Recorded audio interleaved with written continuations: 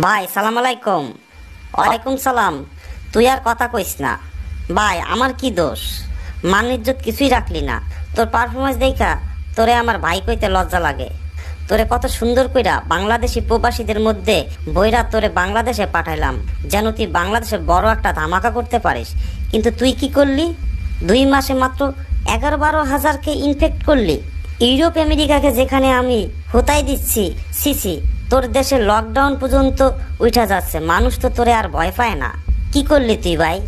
এদেশের মানুষরা নিজেরাই ভাইরাস ভাই, আপনি নিজে না দেখলে বিশ্বাস করবেন না ভাই। প্রথম সমস্যা হলো তাদের ভিতরে মাংসই খুঁজে পাওয়া যায় না, গলা থেকে পেট পর্যন্ত শুধু ধুলা আর ধুলা।